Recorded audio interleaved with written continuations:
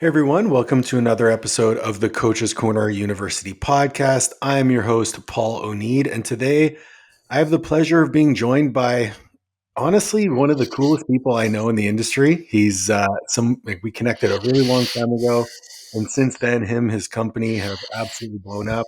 I was actually considering just introducing you as IFBB Pro Nick Shaw. Damn. Damn. Well, one, hey, thanks so much for the kind words. I was gonna say, you know what, three people in the industry then, if I'm the coolest one? Four. Four. Don't, Oh, don't okay, sell that's yourself not too short. bad. I love it. So Yeah. Nick Shaw, CEO of RP Strength. Um, I was very excited to have you on. I'm like, honestly, I hesitated to reach out because I'm like, oh, I don't know if he's going to be too busy. But at the end of the day, the answer is always no if you never ask the question. And you're gracious enough to join me.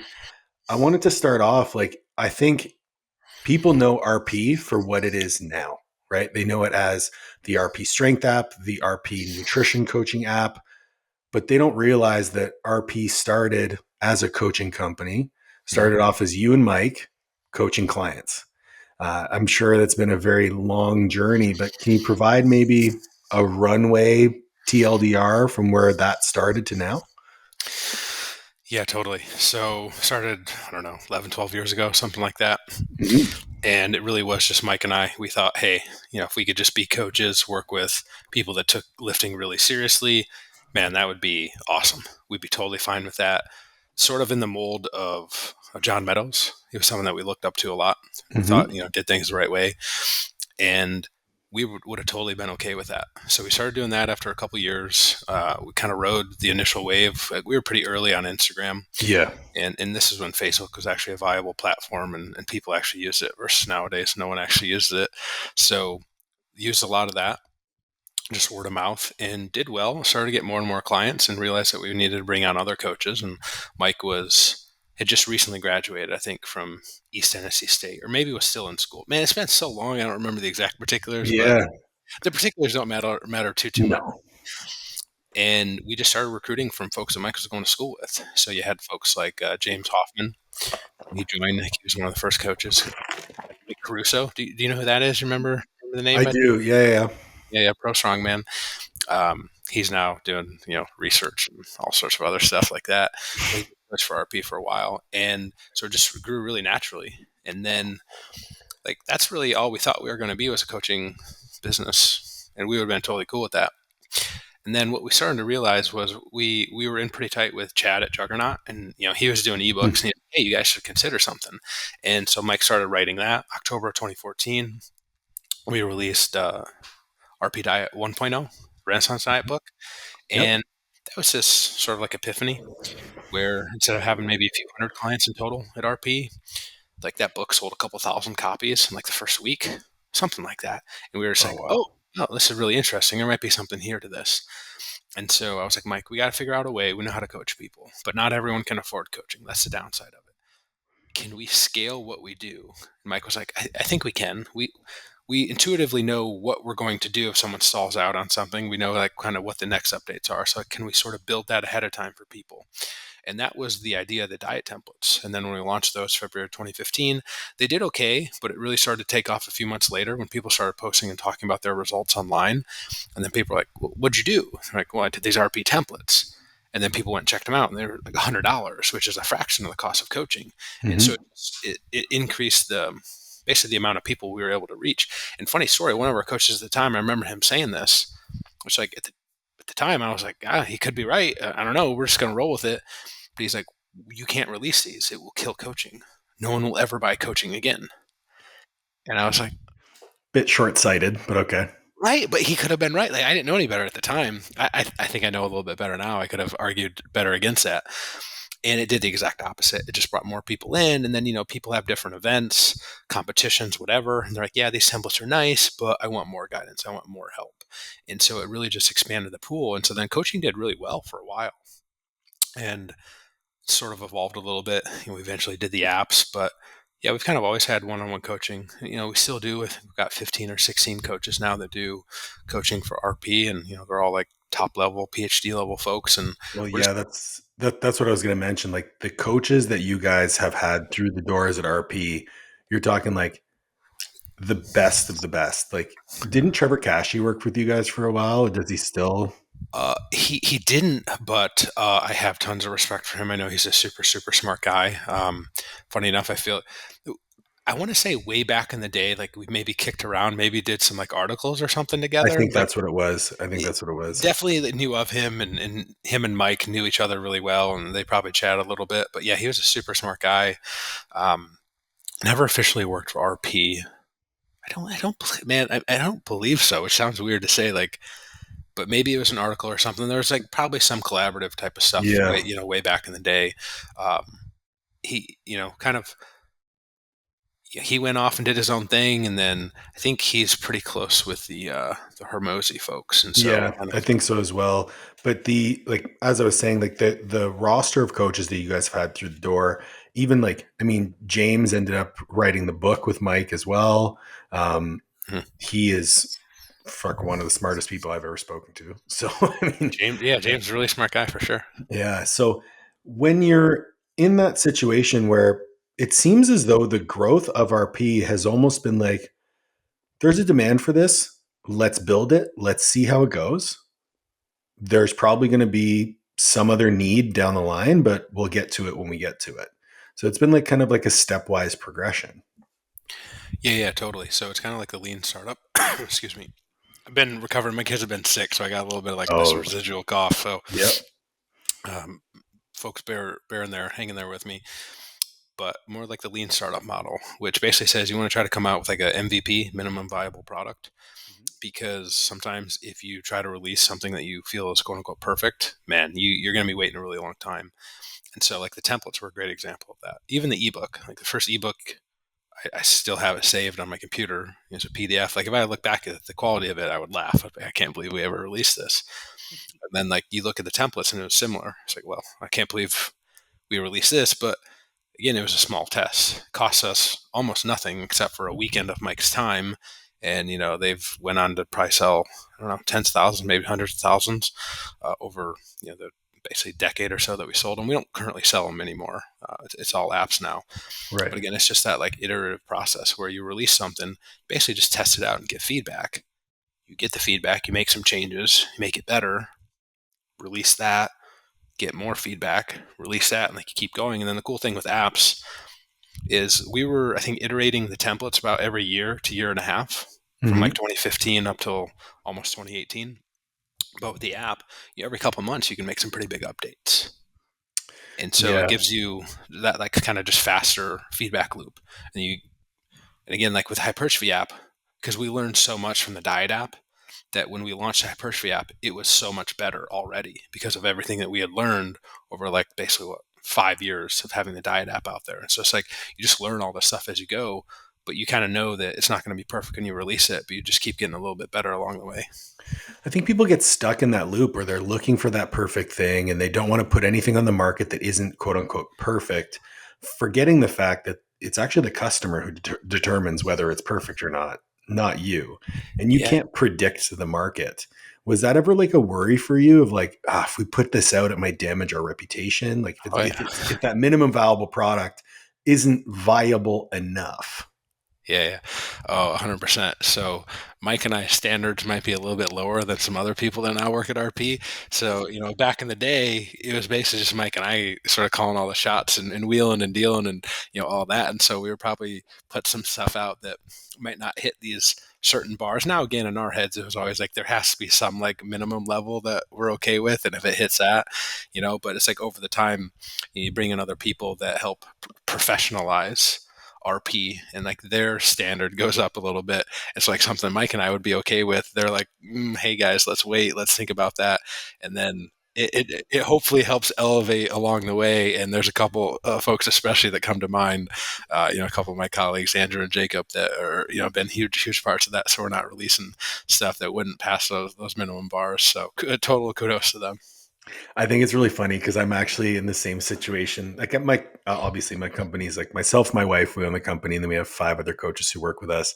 But even just having the input of those other coaches to be like, hey, I think we can do this better. Yep. And that input is so invaluable. How many people now work at RP? So if you count like 16 coaches, there's probably like 35, 40 in total, something like that. So it's probably about the same in just normal RP operations, whatever we want to call That's it. still like okay, and this might be like a total misconception based on my outward perception, but that seems pretty lean for a company who's doing the business that you guys are doing. Yeah, I mean, I would say we're on the leaner side for sure. So I would say one of our this is kind of how I view it, and we got pretty good alignment internally. We're okay hiring and maybe paying a little bit more for people that are a little bit more senior versus having to go out and hire three, four, five people that are a little bit more junior, and then like they need managed more, which then you kind of have more overhead in terms of the management. Whereas if you get people that are a bit more senior that have been on the block a little bit, and especially excuse me, given our remote work environment as well. Like we Mhm. sort of need people that are more self-starters who've been around the block before. Like if we hire junior people, like it's going to be a little bit tougher for them to come in and excel in that because we're not going to be, micromanagers watching over your shoulders and all that. So we need people that are a bit more senior. And probably the best thing that we've done is we typically recruit through like referrals of people we already have within the company. Right. And so that usually it kind of like puts the onus on both of those folks because the person that refers doesn't want it's kind of their reputation at stake as well. And they're going to be more apt to show them the ropes, kind of teach them stuff along the way. Then obviously the person coming in, wants to do a good job and wants to, sort of prove themselves as well. So that's worked for us. Again, I'm not saying that there's some secret way to do it or that's the recipe for everyone. It's just how we've had to do it because of the way we're set up, and we don't have an office, so this is just something that we have to do, and it fits kind of our culture. Well, I think Mike sitting in a lazy boy kind of iterates the fact that you guys don't have an office. But Yeah. I think it's really important to ask, is this management, like you as the CEO, is that management style something that kind of came naturally to you or intuitively to you, or did you learn it the hard way over time? A little bit of both. So I've realized that sometimes, like the way that I think and operate, I tend to take for granted that, or I assume that that's how a lot of other people are and how they operate. And then because again, I've really only ever known RP. I had a personal training job right out of college, and then it was RP. So like I've kind of always been on my own. I've never worked in corporate culture. I don't really have any idea. My wife did. She shares some stories, and then so what I like to do is when we bring in people, I'll kind of say, hey, like tell me what it was like working in corporate America, and they'll fill me in on these stories, and it just seems so crazy to me how they work and how they operate. Because I'm like, that doesn't make any sense to me, but I only know what I know. So there's a little bit of like, maybe I thought it was always common sense. Like you don't micromanage people. You bring in smart people, you let them do their thing. Obviously, they give you feedback, and I don't always have to have the right idea or the best idea. Like to me, that's hopefully been somewhat natural. That's Um, humility for sure. I think that's important as a leader, without question. yeah, and part of that's probably just my natural personality, where I don't necessarily like or need all the spotlight on myself. Well, like one, I've got Mike as well, so there's always been that sort of perfect tandem because he's okay with that. He likes to say he doesn't like it, but I know he does, so it's Well, fine. that was going to be one of my questions. Is like when people think RP, they think Mike. Hmm. Okay, Yeah, and for some people in a partnership, there would be maybe jealousy or animosity, but it seems to be something that you're very comfortable with, something that you've embraced, and you yeah, kind of enjoy. yeah. I don't necessarily need the spotlight on myself, so to speak. It's definitely something I have to think would be really helpful for people. So when you're starting out, if it's just you, it's really hard because you have to do everything and you have to be good at everything, or not, not good, at least competent at stuff. But if you can find a partner that their synergies matches yours, so like there's a reason Mike's not in charge of responding to emails and things like that because not a whole lot would get done. Whereas like all along the way, I'm perfectly okay with that because I'm a bit more like type A, like I'm going to be hyper responsive and all that. So like early on, I did all the customer service, yada, yada, yada, all that. And like Mike was behind the scenes building the products, doing all that. Now again, now he is much more outward facing and all that, which is awesome because I always knew that he excelled at that. And like, I don't know, I'm probably decent at it. I've hopefully gotten better over time, No, you're good. but it's always like Mike and I chat a lot about this, and we try to make analogies about it. And I did a talk in February down at Raise the Bar event, and I was like, well, if Mike's Jordan, that's fine. And I was like, am I Pippen? I'm like, no, I don't think I'm Pippen. That doesn't make sense. Jared's probably like Pippen. And I was thinking to myself, and I said it on stage because it kind of came to me, like, I don't, maybe I'm Steve Kerr, you know? Like, dude, Steve Kerr is a man, right? He hit some big shots. Now, look at him. He's like one of the best coaches of all time. He's, coaching the Golden State Warriors, 73-9, and all that. But upon maybe some further introspection, and I just read 3 books about Phil Jackson, I'm like, I was going to say, I'm probably more Phil Jackson, and I'm totally cool with that because it kind of fits. Like, and now that I read a lot about Phil Jackson as well, I'm like, oh, that actually I have, seems. I have his book, 12 Rings, behind me, actually. Yes, I Great read book. that. Yep, and I have sort of grown or appreciated more of the like Zen vibes over time, where you just got to be more chilled, you got to be more relaxed, because I didn't used to be that way. And yeah, I would freak out when things went bad and all that. And it's like over time, you just learn that nothing good happens from that. So it really is sort of adopting that. It's like, oh, now I got to channel my inner Phil. Like, no, just Zen, calm. But when you read his book and you look at how he operated, so he had Jordan, he had the best player in the world, and he had to, hey, like what you've been doing hasn't won you championships. So it's like you can be the guy, but if you're the only guy and you don't have other good people around you and you can make them better, like you're not going to get to where you want to go. And he was very good. Like when you read his book, and he had another one earlier that they wrote, I think, before he got to the Lakers, Sacred Hoops, I believe is the name of Yep. it. And he's all about like he just kind of, I don't want to say he let the guys do their thing, but he got the buy-in. He was pretty like hands off, and like he worked. It was more like a collaborative approach. It wasn't Mm-hmm. my way or the highway. And like I'm like, man, that's kind of how I've always operated, and it just seemed Yep. intuitive to me. Of like, it's not my way, because guess what? If it was only my way, like we'd sure as shit do some dumb things. So again, it's getting that feedback from other people and be like, oh, okay, that's probably the better route, and there you go. Um, I want to talk a little bit about, because I think that's phenomenal advice on like managing and building a team. Because I think as people grow, they don't realize how important it is to collaborate. And then also, one of the things I really appreciate about Phil Jackson is he didn't try to manage personalities or manage skill sets. What he did is he actually manipulated the environment that they were in to allow them to leverage their skill sets to the best of their abilities. And I think that as a leader is something that it takes a long time to learn, and it takes a lot of humility to let go of the reins and let people do what they do, especially when it's your name attached to it. And I can only imagine how hard it is with a human hurricane like Mike running around. Well, I've got some thoughts on that if you want to dive into that a little Yeah, bit. for sure. So you want to talk about things that I was just completely dead wrong on. This is one that is probably the biggest one.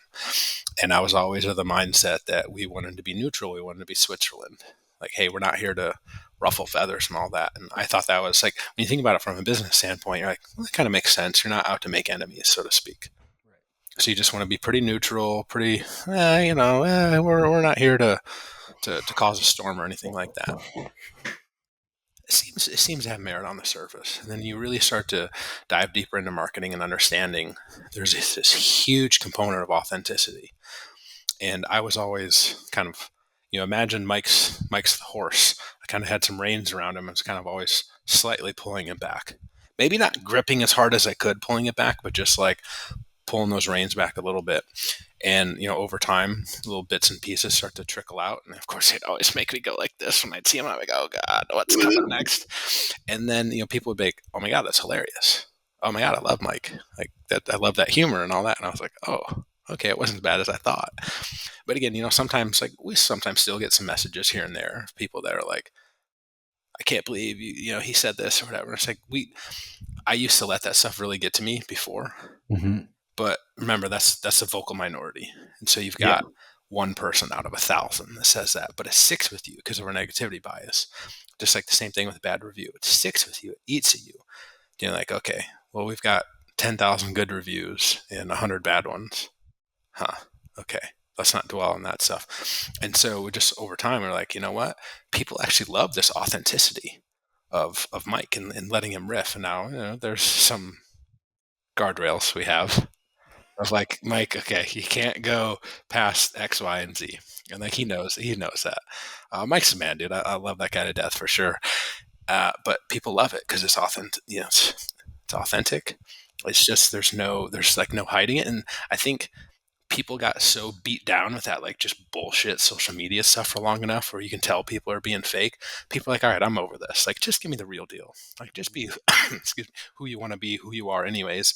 And so like now when Mike and I do the RP podcast, like, dude, it's tons of jokes.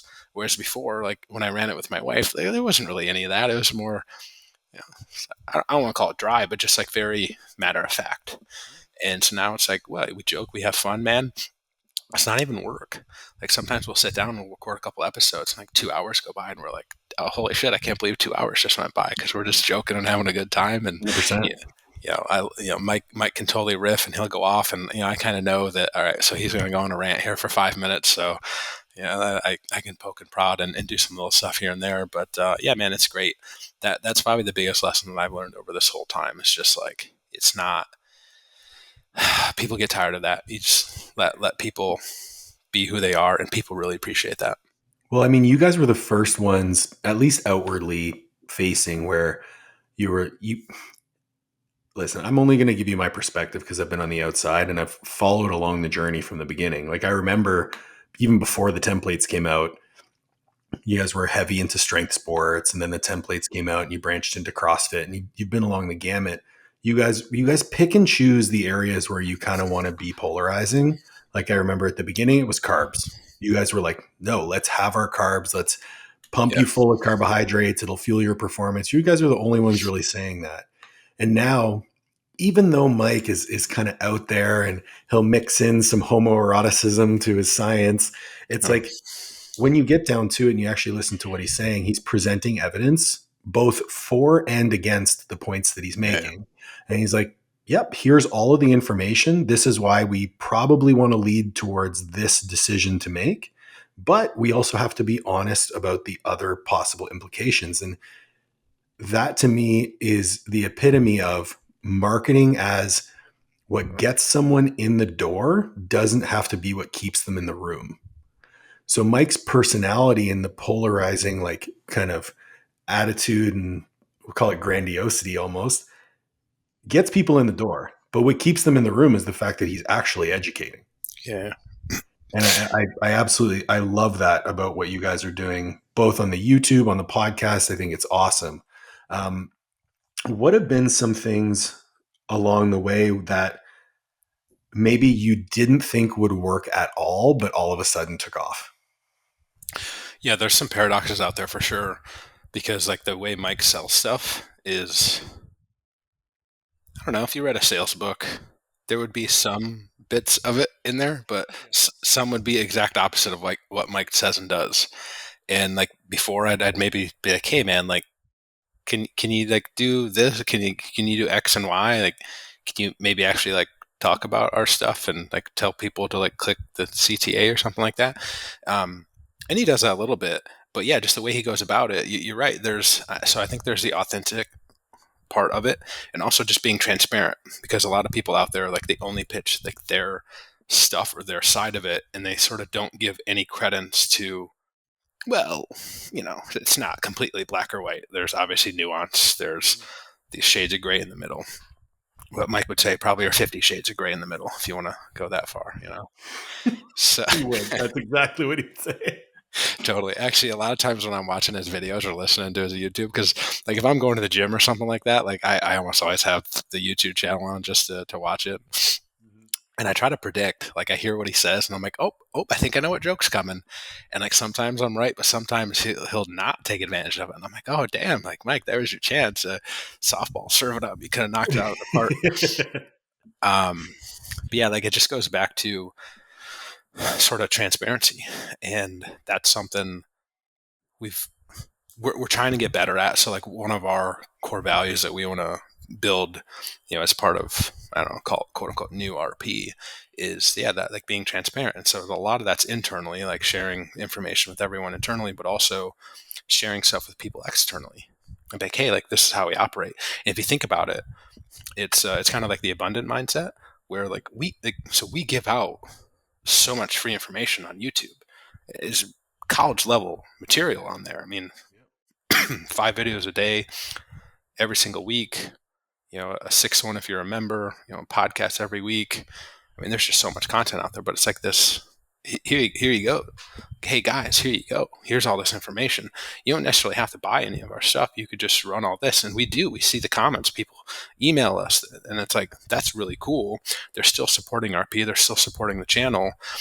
But then, like, eventually along the way, if you do that, people will be like, oh, like, I do kind of know this, but I want a little bit more help. All right, now I'll get the app. Hey, maybe I'll look into one-on-one coaching. And it just kind of all ties in. And whereas before I would have maybe not seen it that way, I would have tried to maybe be more guarded with stuff. I've started to realize that that's like basically the exact opposite of what you want to do.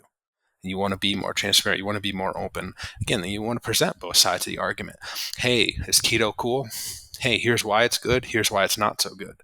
You, the listener, get to determine which side you're on. Is it good or is it bad? We don't need to tell you. It's more of like you get to make the decision. Here's the information. Here's the pros and cons of how it works.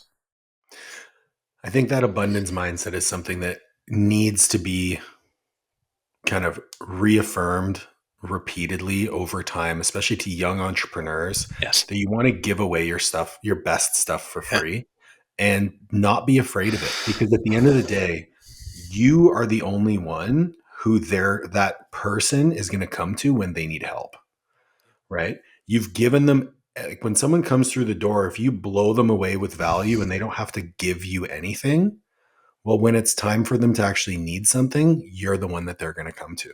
And it works every single time. It's so counterintuitive though. It is. It's a paradox. There are definitely some paradoxes out there. Sometimes you think you need to give people, I don't know, more guidance, more micromanagement. The answer is almost always the opposite way. Assuming you bring in good people, it's like that's maybe another paradox there. But yeah, you're right. And there's something to be said there. You said reiterate it for younger entrepreneurs, especially because when I was younger, I was not as good with that. It's not until recently that I've really come to grasp that. You've got to give in order to receive, the abundance mindset. And whether it's like good karma, good juju, or just the simple principle of reciprocity, you will be rewarded in big ways. And so, knowing that the free content's one thing that we want to do.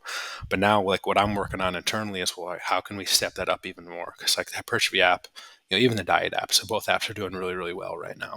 And it's this like perfect merger of Hypertrophy app and the YouTube channel like coming together at once. Diet app is riding along that wave as well. So it's like, all right, cool. So what can we do now to give back? All right, let's set up. So now we're giving money to research labs around the world. And we don't tell them what to study. Like, no, we don't, like, I here, love that. Yeah. you take the money, you do whatever you want with it. And so like we're not influencing the results. If you were to ask me what studies have we funded, I couldn't tell you the exact names of the actual studies. Just like, oh, like here's some good labs around the world. We'll just give them money, let them do their thing. And then it's like, all right, so we've never done this before. We do have a scholarship set at the University of Michigan, which I don't know if everyone can see the video behind me. I'm a huge Michigan fan. Got stuff all Michigan behind me. They're pretty good. Yeah, 15-0, won the national championship last year. Not too bad. I don't know if they'll be very good this year, but hey, you gotta take it while the times are good. But what we want to do is now set up an RP scholarship, because at Michigan, Amazing. all the money that you give away, you're only able to pull off little chunks of it to give away, because most of it goes into the endowment fund. That's how universities work. So like we want to set up a nonprofit where, like, let's say, I don't know, we got $25,000 in it. We could go give out $5,000 scholarships, or like 25, 1,000. We'll probably go with more like the 5 approach. But then like we get to give it all away. I love that. Because there's like no overhead, right? There shouldn't be. Like it's no. That goes back to being transparent as well. It's like there's no overhead to this nonprofit we're going to set up. It's like literally we fund it, we give out the money. Like that's it. Yeah. It's a loss profit. Yeah, well, it's we put in 25K, we pay out, I don't know, there might be some tiny 1% overhead for, I don't know, whatever, setting up a website or something. But like the vast majority of it just goes out. And then now we're just sort of feeding back. So it's like the more people that support the apps, now the more we can give back via this other stuff. And it's like this just big reciprocal process of people help us. Well, like we help people via all the free information. They help us by using our products, and now we in turn then go back out and give it to research labs and people going to school to study kinesiology, because And that's our niche. There's people out there that, will go do amazing things in Africa and all this, and like that's the way they do nonprofits. But our niche is how do we improve the world? Well, we do it through fitness. We do it through education, fitness, kinesiology, all that. It's like that's our way of doing it because that's what we know best and sort of makes sense given what we do. I love that. One thing that I try to distill to the audience, like the 7 people and my mom who listen, as the What's up, Paul's mom, by the way? hey, Sue, is leading with service, Yeah. right? Leading a life of service to others. And whenever you give, you'll receive back tenfold. And again, it's just a core tenet of what I do and what I try to speak about. And to hear that, you're running a successful company that continues to grow and all you're trying to do is serve your audience. Mm-hmm. There's no like, you're not sitting behind your computer with a chair packed with dollar bills and just go, wah, Yeah. Although, I mean, you could probably swim in a pool of money if you wanted to. I mean, I could probably maybe fill up a kiddie pool with dollar bills, I suppose. I got a Frenchie who doesn't like the pool, so we'll do like a little kiddie pool, and she'll dip Man, her. we're such kindred spirits. I just had to kick my Frenchie out of the room. I saw that picture in your background. I thought that was a Frenchie. I was gonna say something. Ours is Yeah, so that's Meatloaf. He passed away 4 years ago. But I also oh have Beefcake, who's a Frenchy English mix. He's got like a big hanging tongue. He's 10 years old, so he's a bit of an elder statesman. yeah, our Frenchie's actually gonna turn 2 here in like a week. Oh, so he's still a hurricane. Yeah. Yeah. So it's a she. Her name's Bella. Or, She kind of hates everyone though. We're hoping she grows out of it. yeah, they will. They calm down. Okay, good. That's good to know. I want to talk a little bit about CrossFit because it's something that you guys came in right around the time when the CrossFit Games were really taking off. If I'm not mistaken, it was really the templates that kind of burst you guys in, coupled with affiliate marketing. And I'm very, very curious about the decisions made to, number one, invest in affiliate marketing, because I think it's something that can be done. I think the supplement industry shows that it can be done really poorly. But you guys did it in a way that was very authentic. You had people who were very high quality people, and it really took the business to the next level. Can you talk through maybe that area of growth? Yeah. So back when we started, like you mentioned before about kind of being polarizing around carbs, everything in CrossFit was paleo, and like now you don't really ever see paleo anywhere online. At least I don't. So that was like this fad at the time, and we came in. We're like, actually, you can eat carbs and you can perform really well, and it's going to be awesome. And so a lot of CrossFitters started doing that, and it just became very organic because people would use our stuff. They would get really good results, and we'd be like, hey, do you want to talk about it?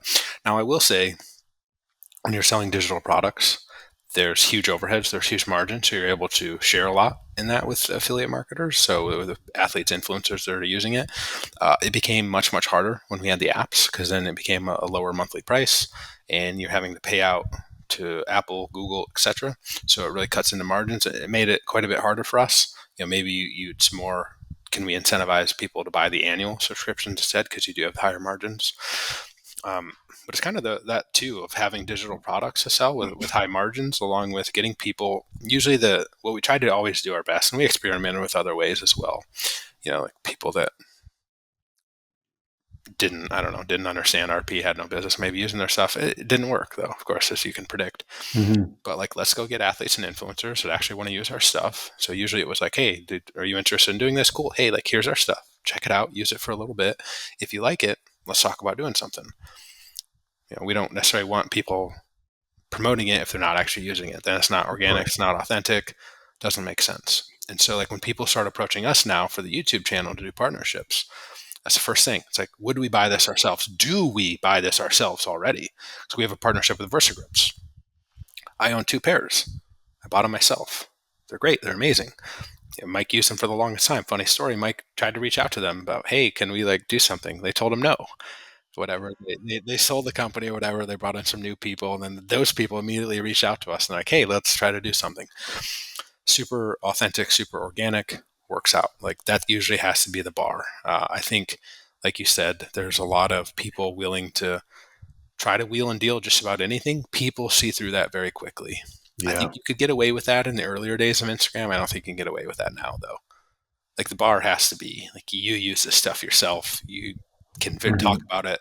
Here's exactly how it helps me, and people relate to that. So you just go out and, hey, here's my, I don't know, pick some stupid fucking product, blah blah blah blah, and it's like people can see right through it doesn't work. So those would be my big takeaways on that. Did you have any issues managing the affiliates? Because like I've tried, and this is maybe a self-serving question here, Uh-huh. but I've tried using affiliate marketing for some of the things that I've done, and it's been an absolute clusterfuck trying to herd these cats. Yeah, a little bit. There's kind of a little bit of a running joke that if we say, hey, like we've got a sale or promotion coming up, inevitably it's like some people will post a little bit too early, some people won't post at all, some people will post too late. There's always going to be some element of that because, athletes and influencers tend to, and rightfully so, they tend to be, mostly concerned about themselves. Mhm. That's nothing wrong with that. But you kind of have to sort of spoon feed. Big, hey, here's exactly what you need to do. Make it as simple as possible. Because if you start making it more complex, probably just gonna be a lot of fall off in there. I do think affiliate marketing, and at least this is my opinion, I could be totally wrong, but was easier back in the day. I think because of like all the algorithm shifts and all that stuff, I think it's harder nowadays. Um, so we've not maybe seen the same levels of success. And now again, maybe some of that is because of our own internal pricing structure and models. There's probably Mhm. something to that as well. Yeah, it's not easy. Like, you probably need like someone essentially dedicated to like reaching out and managing these people and Mhm. just kind of trying to go above and beyond, do nice things. Like, so we've got a great athlete manager now. Her name's Elizabeth, and she's generally very proactive, reaching out. And, like, we'll chat all the time. And I'm like, hey, like, someone's birthday, if it's someone's, whatever, like, hey, let's send them something, right? Like, we're appreciative of them promoting us. It's not the other way. Like, they shouldn't be thankful for working with us. We should be thankful that they're working, like that they are willing to let us work with them. That more of that mindset. I like that. Um, let's dive into developing an app. It's something that I, branched out into, had an app for a while. I know the back end initial capital required to invest into an app, especially if you're using domestic developers. Um, how long of a process was it for you guys to launch that initial RP diet app? Several years. Several years. The long sigh is what. Yeah. Well, I was trying to think exactly when it started. We started selling the templates in 2015, February 2015. I want to say the first ever meeting we had about the app was down in Miami of maybe like June of 2016. We didn't actually launch it, quote unquote, publicly, I would say, until about May of 2019, a little bit more internally to some folks that were already in the RP circles, maybe tail end of 2018. So you're talking a couple year process in there because the first Yeah. people that we went with, they were like heavily insinuated, hey, it's going to be X. And then we went and met with them. Then they came back like, hey, that like original X amount, it's actually going to be 7X. And we're like, get out of here. Like, Yeah. fuck off. And then we went to try using some people locally in Charlotte. I cannot legally name them, but needless to say, that did not work out. And it was actually, I mentioned him earlier, his name's Andrew, but he had been using RP products. He was a software engineer. He reached out and he's like, hey, like, you guys thinking about building an app? And it ended up working out. And when you have people that understand and already use your products, it makes it a lot easier. So that really helps set the stage because he was product manager. I mean, he was also CTO at RP now as well, but like Mhm. he understood, he used RP products every day anyways. And so he knew and sort of intuitively understood what the app was trying to do. Before, it was always hard trying to explain what we were trying to do to people because they didn't quite get it. They weren't in fitness. They didn't understand nutrition. I would say, if you're trying to start out an app, like, this, you'll probably appreciate this. Sometimes people ask me, and I just kind of jokingly say, like, don't do it. Yep, that's exactly. I've given that advice many Yeah. times over. Like, oh, I want to build my own coaching app. Like, no, you don't. White label it. Like, Well, yes, I was just going to say that. Now there's at least places out there that will let you white label. And it's like, given if you're, let's say you're a fairly big name influencer athlete, oh my God, that's the way to go. Because it's not going to cost you a ton because they've already got it. Now, again, you might not have every single thing that you want, but you might have 80% of it. And that 80%, trust me, is a hell of a lot better than trying to do it yourself and get that extra 20%, because that extra 20% is going to cost you 5x that 20% cost here that you think you're missing out on, and it's going to take 5 times as long.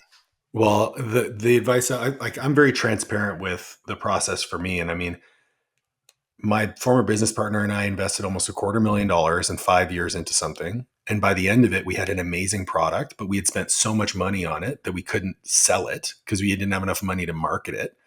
And it ended up tanking because we weren't technically inclined. So we couldn't do any of the code. Everything was, as you know, $250, $300 an hour for any of the updates or any of the work that you want to do. So anyone who's like wants to develop an app, number one, don't invest your own money. Go get investors. Have a really good business plan. And if you can, hire a technical co-founder who can do the coding for you and give them a lot of percentage of the company.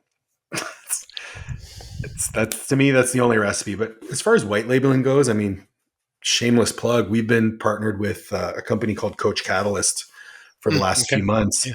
And we white label their app. So we now have the Master Athletic Performance Coaching app. Does it have all the features that we want? Absolutely not. But are there things that we can do within the framework that are kind of workarounds for it?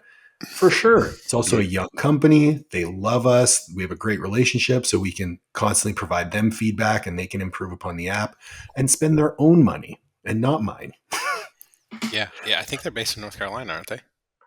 Well, I know Kane is in Wisconsin. I'm not sure. I think Trevor's in Wisconsin too. Oh, okay. Yeah. I thought, yeah. Great dudes. Great Yeah. dudes. I was thinking, I might be thinking of someone similar, but I thought there was someone down in Raleigh that did something like that. Yeah. I think there's a few different folks out there now. Mm-hmm. Definitely. I think people saw the opportunity for that, saw the boom in athletes, influencers, especially after COVID. More and more people want to be personal trainers, coaches online. Awesome. Yeah. Those people need a white label app for sure. Have you brought on obviously you brought on you brought on your CTO, but are your developers in-house now or are they still contractors? Yeah, all in house.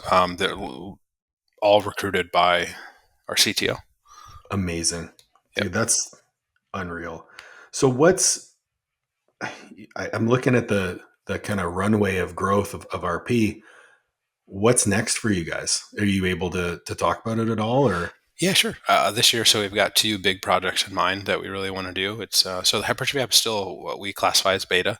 It's very, very close to going to version 1.0. This is also a progressive web app. So we're Oh, like, cool. yeah, we're like, hey, Apple. Actually, no, I'm sorry. I don't want to take that back because I don't want them to like hear this and somehow we get banned in the App Store. Apple and Google are great. They're amazing places. I really, Yeah, that charge you 30% of revenue. yeah.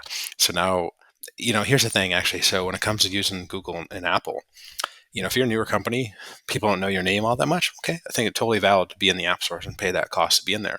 But like when you've already got a huge following, people already know who you are, especially in like your niche. I think the appeal to being in the app stores is much, much lower. And, if you can pay a couple percent to something like Stripe or, name your other payment processors versus 30%, holy crap, you're talking huge amounts of money. Huge. So, that's why we went progressive web app on that hypertrophy app. Are there some downsides to that? Yeah, for sure. You have to have internet and all that, but still the trade-offs were worth it to us. Gives us more flexibility. We can do updates whenever we want. Tons of flexibility on that. Yeah, sorry, I started even veered No, off that's what it. okay. I think I'm going to provide some context for people who aren't familiar with it. So if you do host an app on the Google Play or Apple App Store, you pay a 30% commission to the App Store on all the revenue they generate. But if you host your own web app, you kind of circumvent that and Yes. don't have to pay those fees. So someone like Netflix, for example, Yep. Yep. they don't pay that 30% fee because they're a progressive web app. More or So less. Yep. amazing, amazing. Did I hear something about like an RP university you guys are going to put together? Yeah. So right now we have Team Full ROM. So we tried doing the RP cert before. Mm-hmm. I think there's probably a lesson to be learned there. If you try to do too many things at once, everything gets a little bit watered down. So Okay. Yeah. my advice would be, rather than trying to do 5 or 10 things marginally well, try to do 1 or 2 things really exceptionally well. And with that, we've sort of seen the rise of YouTube and the rise of the hypertrophy app, especially. And there's like very, very, very good product market fit there. And so it's like kind of no surprise, because that's where we put a lot of our resources into. Mhm. Diet app is quite good as well, but we're also working to redo that to make it a little bit more flexible and accommodating, where you can Yeah. customize some more stuff. Because again, this goes back to lessons learned. Diet app came first, so we thought people really wanted the RP recommendations, and they do. But also, life happens. You know this. You coach Yeah. people. Like, people don't want rigid rules to follow. They're like, okay, yes, but I need to do this and I need to do this. So people want that flexibility. And like, once you get a bunch of users in the app and you got stuff going, man, it's really hard. People think like, oh, just make this change. Yes, thank you. But you don't Not that understand. simple. Yeah. Yeah, you don't understand that there's like 50 million other things they have to do. And, you got this huge database now with all these users. Like, it's not that easy. And so it's really Hypertrophy App 1.0, Diet App 2.0. So kind of redoing that. And those are the two big projects for this year. Beyond that, man, it's really hard to speculate. But yeah, so instead of Team Full ROM, what we'd like to do is put it into RPU. People are so used to watching Dr. Mike videos. It's going to be just more like a video thing where people can pay like a monthly fee like they do in Team Full ROM. You can have forums, come in and ask questions, but also you can watch all these videos. You can learn so much for essentially going to fitness college for $30 a month. And then if you want to take a certification at the end, you can. But again, this goes back to, do you build your own? That's what we tried doing the first time with certification. I'm going to vote against that. So now we're going to something called, you might know this, the Kajabi. It's Yeah. basically the white label version of it. Guess what? They do all the work. You just have to insert your stuff. It's beautiful. Yeah. So it's like, you want to talk about own lessons learned there, like what you were just saying about the white label. Well, we learned that ourselves too, because we thought, hey, we can do it all. We've got all these great people. Let's do everything. Yep. Oh, now we're doing everything. Crash and burn.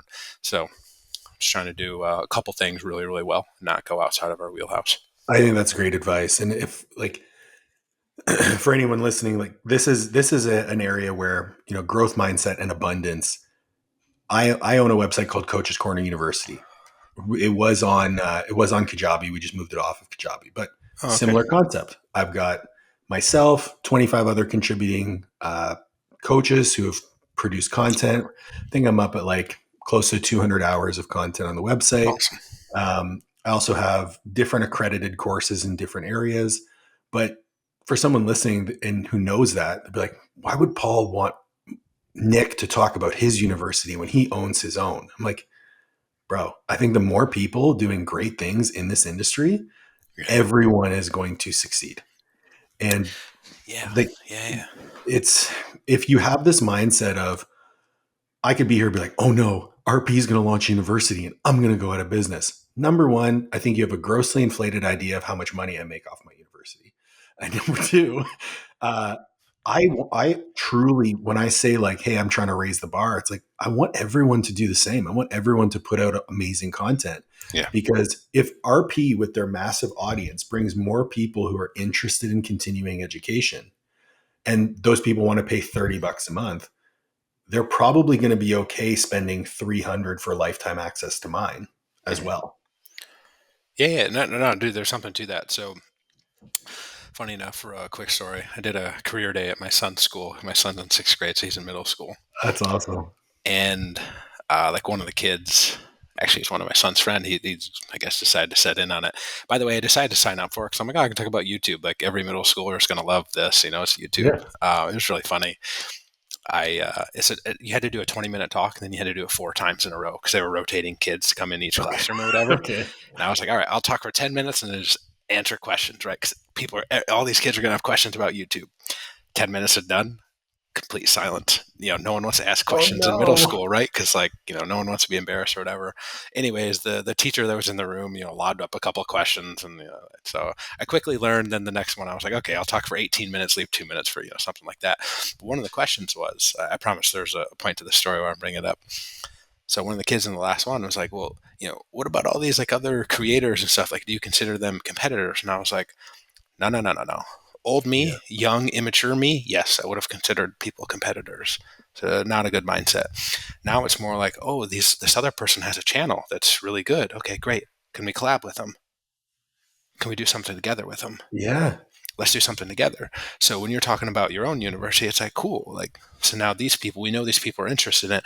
Paul, how many coaches do you know that have multiple certifications, multiple accreditations, whatever it is? Usually these people don't just want one, they want several. Exactly. So now it's like, okay, cool. Now there's, I don't know, 5, 10 people that are doing this. Awesome. Hey, maybe there's a way to get together and be like, hey, guess what? If you sign up here, cool, you can also get maybe a discount to this thing or this thing. And so it's like, maybe it goes vice versa as well. So it's like, it's not the scarcity mindset, it's more the abundant mindset of let's just get people in. There's going to be some number of people that are going to want to do more stuff. And yeah, it's Yeah. great. I think people who think that the scarcity mindset, to me, I always come back to like the pie. And if we look at the scarcity mindset, that pie never grows and more people come in and take slices. Whereas the more people who are coming in and doing great things, that pie just gets exponentially bigger with more people's eyes on it. And when I hear people like, I want to get into education, awesome. Maybe you can use my platform as a jump off point to get you to where you want to go. Like one of the things that I'm doing with the courses that I'm selling is every one of the courses I'm doing, I'm collaborating with a subject matter expert in that area. So like we're going to do a strongman certification. Well, I think so many personal trainers want to learn how to use strongman in their personal Implement, sure. training. Yeah, sure.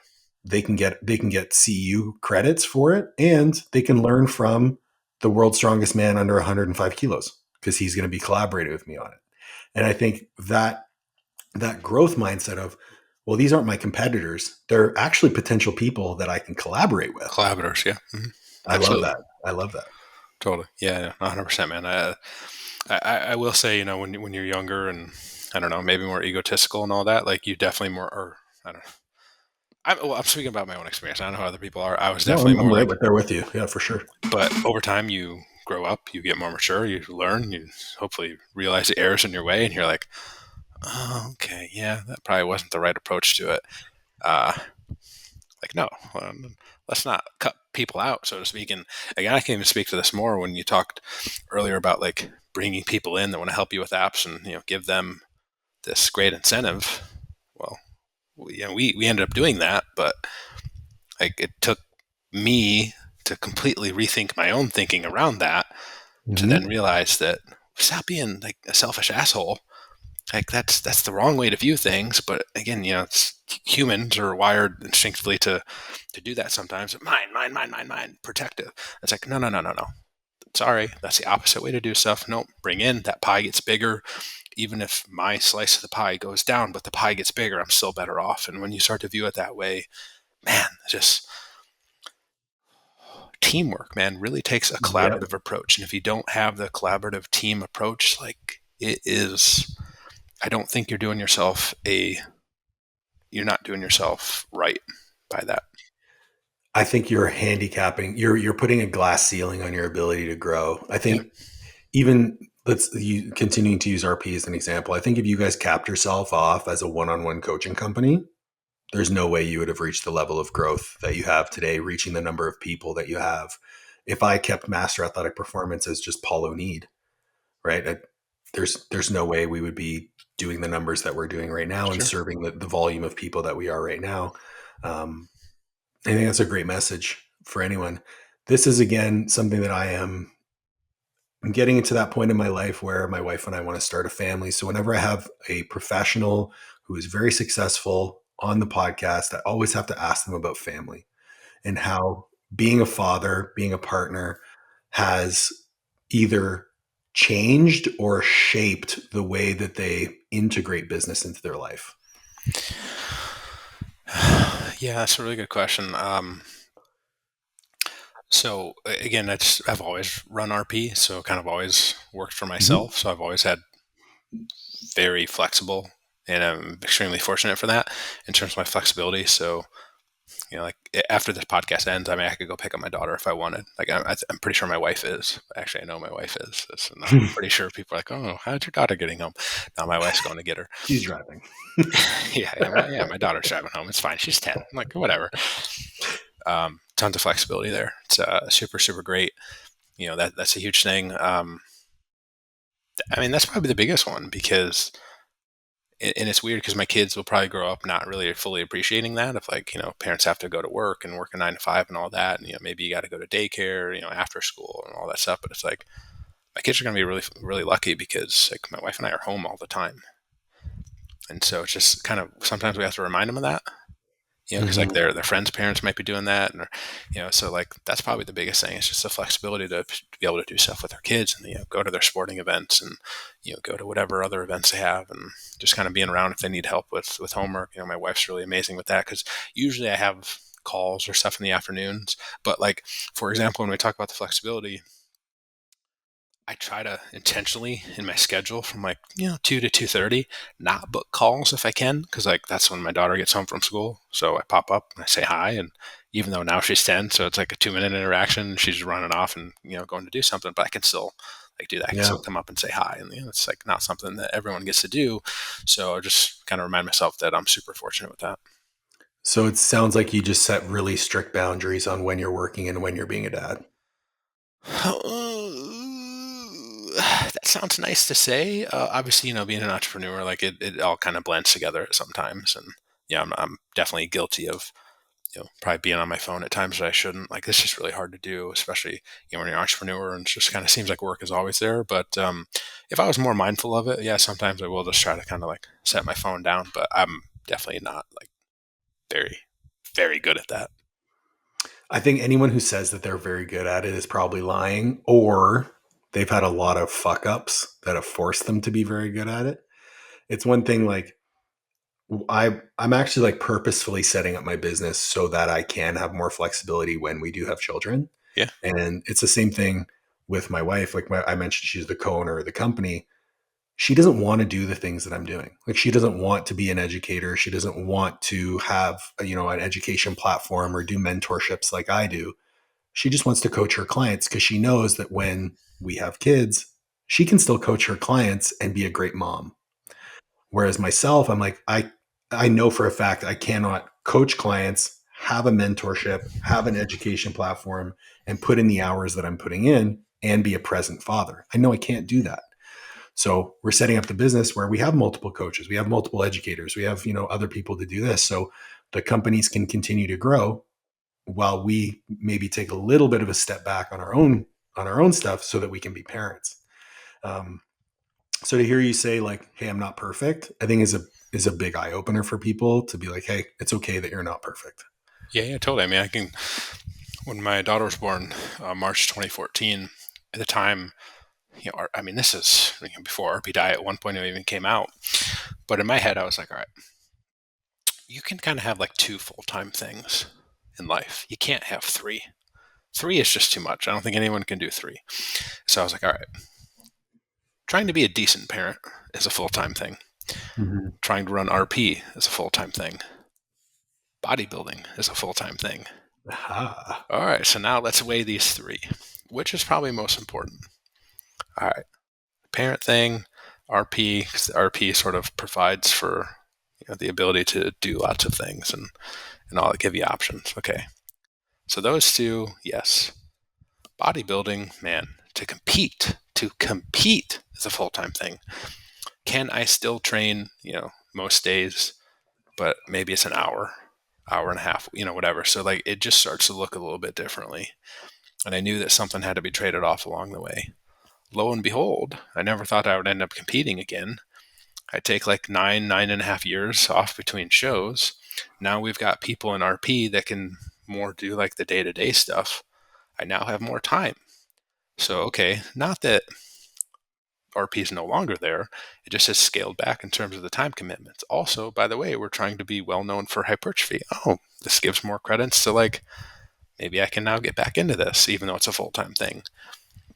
And, my kids now, instead of being infants or toddlers, which need 24/7 supervision, Mhm. are now old enough where they can go do some stuff on their own. And so they don't need 24/7 supervision. So like those other two, kind of came back down to more like maintenance levels of volume. And I was able to step back into competing and give it my all. And then for what the year and a half, 2 years that I did it, I was able to accomplish the goals that I wanted to accomplish. Now, now that's back more to maintenance level. So now I have more time to devote to other things. Like it was all about trade offs to me, and that's how you kind of have to think about it, in my opinion. I mean, I look at it the same way. I love that. So I love to finish the podcast with some silly questions because I find it funny. Amazing. So how often do you remind Mike that you're an IFBB pro and he isn't? The best answer would be I should do it every single day, but also he's in the middle of contest prep right now, so Oh yeah. I'm not going to do that. But um, I don't know, not that often. I should probably do it more though. If he, he starts to get a little bit too big of a head, I'll be like, hey, Mike, hey, which one of us I don't think his bro? head can be much bigger. Literally and figuratively, yes. Literally and figuratively. The next question I have. So during prep, what is the most weird meal that you have craved and made for yourself? Oh man, just I don't know if it's like super weird in terms of like the actual food combinations, but just I've got a skill set where I can tolerate just an ungodly amount of broccoli and it doesn't get old. I Skill enjoy. set. Yeah, dude, it's a fucking skill The set because skill. and I don't really mix in cauliflower because cauliflower is not going to sit too well with me every now and again, but like broccoli is my jam and I can eat huge amounts of it and not get bored with it, not get overly stuffed with it. Doesn't mess with my stomach too much. It keeps you relatively full, relatively speaking. Relatively speaking, when that's all you're eating, white fish and broccoli. Um, what is a bucket list item in business that you would like to check off before you call it in? Um, Man, I think it'd probably be really cool to perhaps be included at like some big business conferences someday as like a speaker. That'd be really cool. Like that's Very when I cool. would know I'd be like, oh, okay, like we've made enough of a difference where people actually give a shit what I have to say on a pretty big scale and level like that. That'd be pretty cool. I think that's. I think because I've been following along so much, I know the role that you've had in the company, but I think it's so fascinating that you're still like in the shadows and you're totally okay. But I know for a fact that you're the sniper and Mike's the bullet, right? Yeah, maybe. Yeah. We've got a handful of snipers though. So it's like just a few people are kind of pointing the guns. And yeah, Mike tends to be the ammo right now, which, funny enough, so people have said like, hey, are you worried about like kind of the risk of being, so kind of heavily dependent on one person and kind of being the face? And I'm like, yeah, I hear that. But how many brands are out there that are like that? Mr. Beast, Huberman, Joe Rogan. It's like it's the same idea. Like Same idea. when you've got something, you roll with it. And yeah, if it starts to lose traction, then okay, we'll really start to heavily invest in other resources or ideas. But man, when it's hot, you keep rolling with it. And I think too, like you continue to bring on very high quality people to the team. So who's to say that maybe in a year from now, Jared comes out and he's now super popular, even more popular than he already is, and more front facing, and or maybe some new person comes onto the company, and now you have multiple people who are the voice of this company. Like, who Or an knows? AI version of Dr. Mike. Jesus Christ. Don't worry. Hey, we're already working on a in-house GPT thing. Mike GPT. Dr. Mike GPT. I have been asking it You heard it questions. first on the Coaches Corner University podcast. Dr. Mike GPT. Hilarious. I was trying to see how well it knew humor, and I was going through like muscle groups and asking like, hey, what's the best exercise for this? And I asked about forearms, and then inevitably I asked it a joke about forearm training. Everyone can predict what that's going to be, and it was like, haha, classic Dr. Mike humor. Although that's not the best for hypertrophy training, so like it has some elements of humor in it, but not as over That's the really top funny. as Mike. The last question I have for you, which is something that I personally am very proud of my business acumen, is I'm very good at getting people to do my job for me. Is who would you like to have on the podcast? But the caveat is you have to help me get them on the podcast. So who would I predict to be on? Who would you like me to interview on my podcast? But the caveat is you have to help me get them on. Uh, Derek Wilcox, RP coach. Yeah, Derek. yeah, yeah. Fun fact, Derek actually coached me for a little bit. Yeah, there you go, man. That seems like a perfect one. Derek's been a long time coach, but he also has a PhD and is the lightest man in the history to ever squat 1,000 pounds that was equipped. But yeah, he's a wealth of knowledge, man. Especially, I would say one of his underlooked qualities is like water cuts, because he would cut down to 198, which obviously you know a lot about. I'm sure you guys riff a lot about that. Yeah, seems like a really good one. Dude, I love it. And funny Nick, enough, yeah, he coached you at one point. So how about that? I didn't even know uh, that off the top of my head. yeah, it was actually it was right after. Was it right after? I think it was right after I tore my quad. Mm-hmm. So I couldn't do anything with it, and I ended up falling off and actually going into bodybuilding for a little bit. Thank you very much for joining me today. I enjoyed this conversation a ton. I think it provided a ton of value for people who are looking at just different ways to grow their business. And also there's a lot of hidden nuggets in here if people really pay attention on mistakes made and lessons learned. Lots of them. I really appreciate it. Is there any parting words of wisdom that you have? Oh man, hopefully mature, grow up over time in whatever it is that you're doing, and hopefully what you're doing now is probably going to look quite a bit different than it will in a few years, and just kind of be okay with that, because it should be how it works. I love it. I'll have links to where everyone can find Nick in the show notes. Please make sure to like, share, subscribe, and ring the bell, and we'll catch you on the next one. Thanks, Nick. Yeah, thanks for having me on, man.